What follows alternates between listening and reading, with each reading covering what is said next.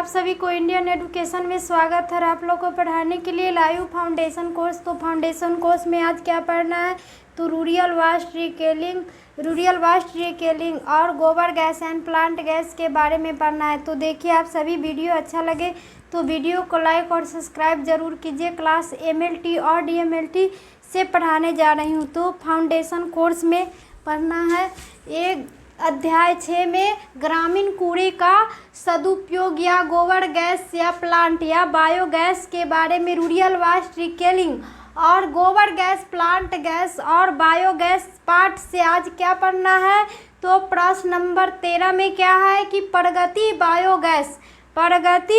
Biogas संयंत्र का बनावट। इस संयंत्र का क्या है, प्रगति बायोगैस का तो बनावट एवं कार्य करने का तरीका का वर्णन करें।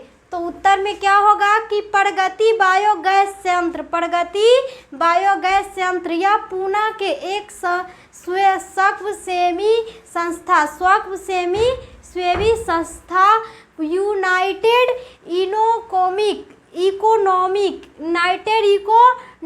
या डेवलपमेंट एवं रिसर्च प्रोग्राम UNDRP द्वारा विकसित किया गया कम किया गया लागत वाला ये संयंत्र है। किसके द्वारा कम किया गया लागत वाला ये संयंत्र है, तो ये स्वयंसेवी संस्था या यूनाइटेड इकोनॉमिक या डेवलपमेंट एवं रिसर्च प्रोग्राम UNDRP द्वारा विकसित किया गया। इसके द्वारा क्या है, तो ये विकसित किया गया संयंत्र काल कम लागत में होगा।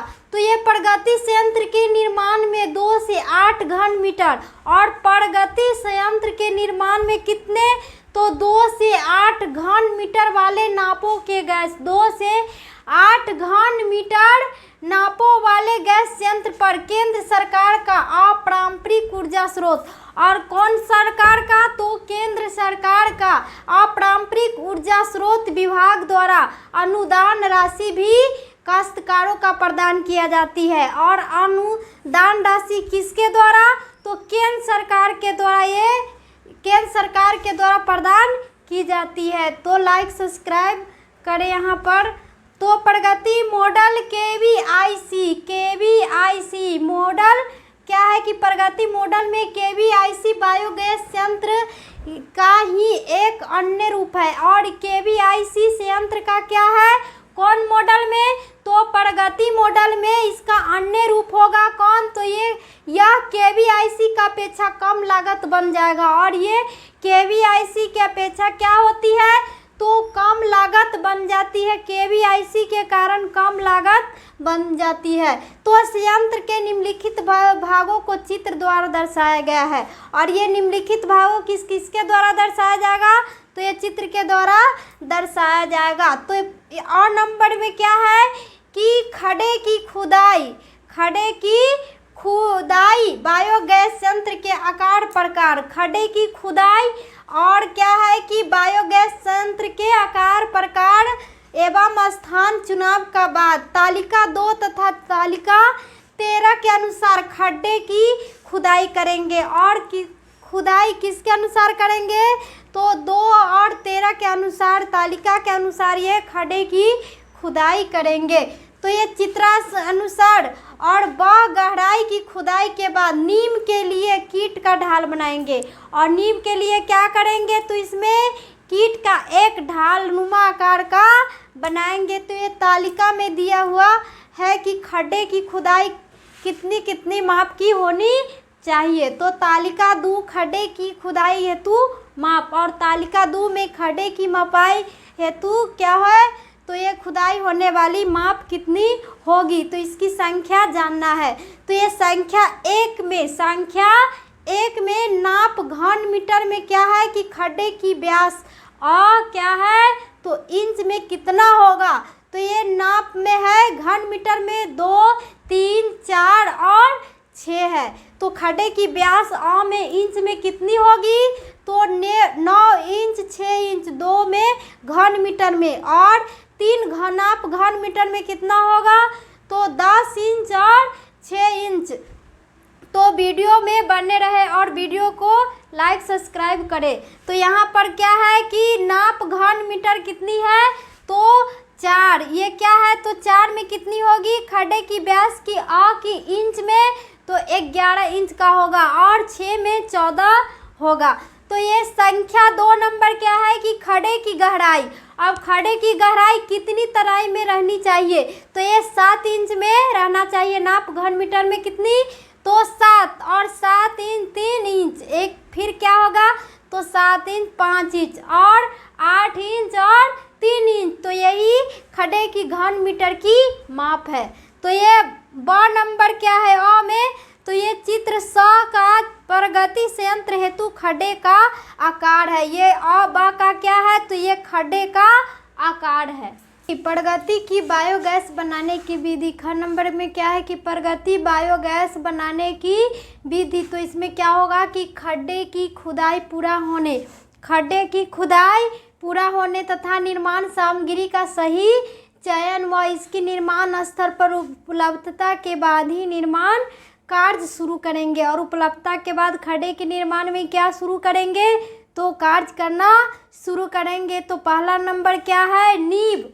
नींव में क्या होगा कि नींव चित्रानुसार समतल करके, नींव को चित्रानुसार कैसे, तो समतल करके ढालू आकार में बनाएंगे। कैसे, तो ढालू आकार में बनाएंगे। सर्वप्रथम आधार में पत्थर या ईंटों को टुकड़ों, सर्वप्रथम आधार में किस में, तो ईंटों और पत्थर के टुकड़ों से सेलिंग करेंगे और पत्थर और ईंटों की से क्या करेंगे, तो सेलिंग करेंगे ईंटों के टुकड़ों से। तो साधारणतः नींव में 1:3:6 के अनुपात की कंक्रीट करेंगे और किसने के, तो 1:3:6 का क्या करेंगे, तो ये कंक्रीट को अनुपात के रूप में भर लेंगे। तो ये देखिए आप क्या पढ़ना है दूसरा नंबर में, तो पाचक कक्ष। अब पाचक कक्ष में क्या करना पड़ेगा, तो नींव करने के बाद इसके केंद्र में 1 फीट ऊंचा कच्चा पाया गया है और वीडियो के 1 फीट ऊंचा क्या पाया गया है, तो कच्चा पाएगा जो खंभा बनाया जाएगा और उसमें क्या बना जाएगा, तो एक पाचक कक्ष में बीच में जो खंभा दिया जाता तो वह खंभा बनाया जाएगा पाचक कक्ष की दीवार में बीच में, जो यंत्र निर्माण के कंपास का कार्य करेगी। जो अंत के निर्माण में क्या करेगी, तो कंपास, बांस का कंपास किसको, तो बांस का निर्माण करेगा 1 फीट ऊंचा खंभा के रूप में। तो ये निर्माण कंपास का कार्य करेगा और प्रगति संयंत्र में ईंटों की चुनाई कंपास की मदद से, और ईंटों की चुनाई किसकी मदद से होती है, तो कंपास के ही मदद से नींव के आधार से ही प्रारंभ करेंगे। और किसके, तो ये कंपास की नींव के आधार से ही ये काम प्रबंध करेंगे। तो वीडियो में बने रहे। तो यहाँ पर क्या है कि कील बांस, ये कंपास बनाने का तरीका। तो ये बांस है, ये क्या है, तो बांस है, इसको कंपास बनाने के तरीका में ये लाया जाता है खंभा के बीच दीवार में, किस में, तो पाचक कक्ष में देने के लिए ये प्रयोग किया जाएगा। तो ये कील बांस कंपास बनाने का तरीका किससे, तो ये बांस के द्वारा ही की जाती है। एक पाचक कक्ष में ये बीच दीवार के रूप में दिया जाता है। तो ये तीसरा नंबर क्या है कि गाइड फ्रेम लगाना। अब गाइड फ्रेम लगाना किसको कहेंगे, तो गाइड फ्रेम लगाना, गाइड फ्रेम डोम आकार के पाचक कक्ष के एक निश्चित ऊंचाई में और आकार के किस में, तो एक पाचक कक्ष की ऊंचाई में चित्रानुसार एवं चौड़ाई तक पहुँचने, चित्रानुसार कहाँ तक, तो चौड़ाई तक पहुँचने के बाद रखेंगे। और गाइड पाइप सवाल में है, और गाइड पाइप कहाँ रहेगा, तो वो सवाल में है। और बेलनाकार में चुनाई किया जाएगा, और इसका चुनाई किस में किया जाएगा, गाइड फ्रेम का चुनाव तो बेलनाकार रूप में किया जाएगा। किसके रूप में, तो बेलन के आकार में किया जाएगा। तो चौथा नंबर क्या है, तो विभाजक दीवार। तो विभाजक दीवार क्या है, तो 4 व 6 मीटर संयंत्र में, 4 और 6 मीटर की संयंत्र में 6 इंच को, वीडियो को लाइक करें। तो यहाँ पर क्या है कि मीटर 6 संयंत्र में 6 इंच मोटी विभाजक दीवार पाचक कक्ष के मध्य में गाइड फ्रेम की ऊंचाई तक बनाई जाती है, जो कि ताज़ा डाले हुए गोबर के रहेंगे। और कैसी रहेगी? तो वो ताज़ा डाले हुए गोबर का रहेगा, जो सड़े हुए गोबर को अलग अलग कर रखती है। और ये क्या है कि विभाजक दीवार में सड़े हुए गले गोबर को क्या किया जाता है? तो वो अलग अलग रखे जाते हैं। है कि प्रवेश द्वार पाइप लगाना। प्रवेश द्वार में क्या लगाना? तो पाइप लगाना। यह पाइप लगाना, इसके बारे में पढ़ना है। तो प्रवेश द्वार पाइप का उपयोग संयंत्र में गोबर डालने के लिए किया जाता है। और ये पाइप किसके लिए किया जाएगा? तो ये संयंत्र में गोबर डालने के लिए ये पाइप प्रवेश द्वार पाइप लगाना पड़ेगा। तो इसे 4 इंच व्यास व लगभग 10 इंच लंबाई का एसी पाइप के साथ धारणता काम में लाया जाता है। और किसको? तो ये 4 व्यास और 10 लंबाई वाले एसी पाइप का साधारणतः काम में लाया जाएगा। और साधारणतः रूप में ये काम में कितने की पाइप लाई जाएगी? तो 4 व्यास और 10 लंबाई का एसी पाइप।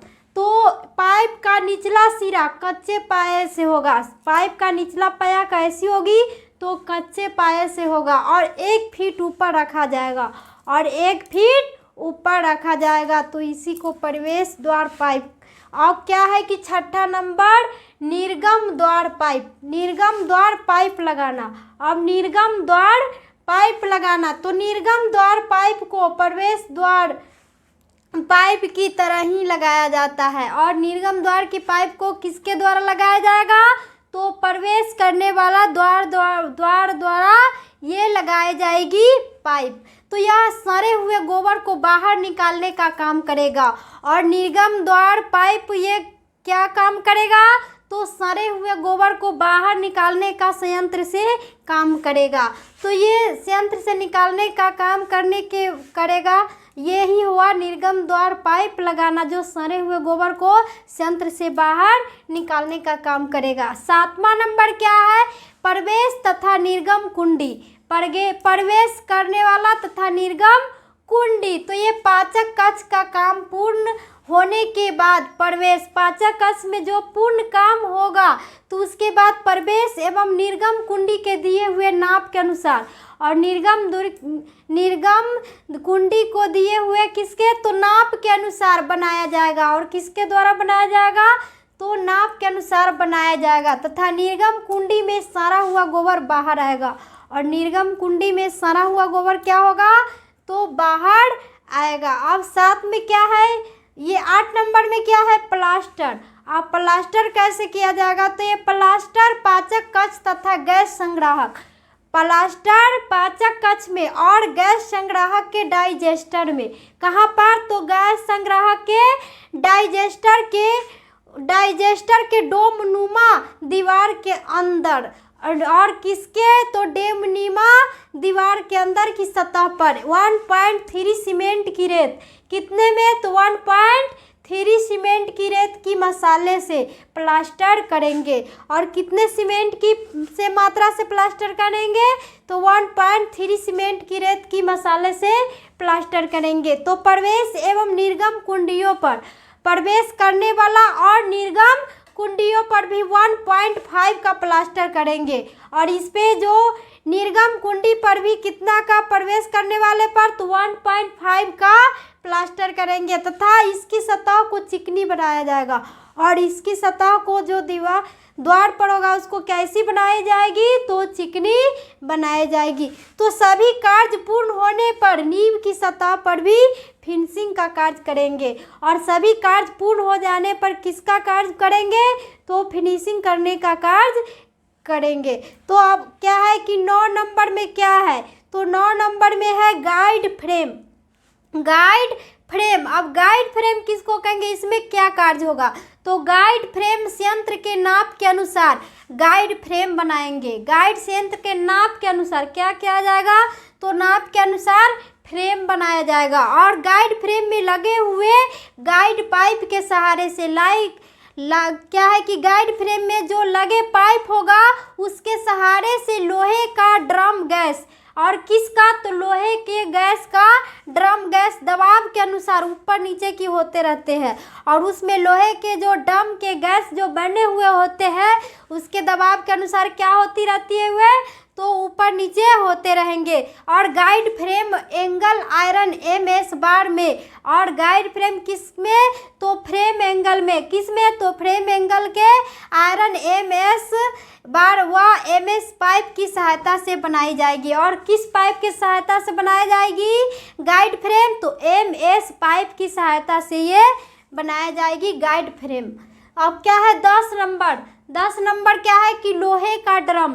अब लोहे का ड्रम का कार्य क्या है कि लोहे का ड्रम क्या होगा, तो यह संयंत्र के गोबर के सड़ने से, या संयंत्र के किससे, तो गोबर को सड़ने से बनी हुई गैस को अपने में एकत्रित रखता है, और गोबर को सड़ने में बनी हुई गैस को क्या करेगा, तो ये अपने में ही एकत्रित रखेगा, तथा यह गाइड पाइप के सहारे से, यह कौन पाइप के सहारे से, तो गाइड पाइप के सहारे से ऊपर नीचे होता रहेगा।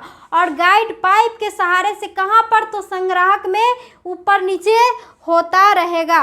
तो यह MS शीट का बनाया जाएगा, और यह किस शीट का बनाया जाएगा, तो MS शीट का बनाया जाएगा। और लोहे का ड्रम किसी अच्छे तकनीक से, लोहे का ड्रम किसे, तो अच्छे तकनीक से उत्तम कार्यशाला में संयंत्र के नाप के अनुसार बनाएंगे। और उत्तम कार्य के लिए यह संयंत्र में क्या करेंगे, तो नाप करके बनाए जाएंगे। तो यही लोहे का ड्रम।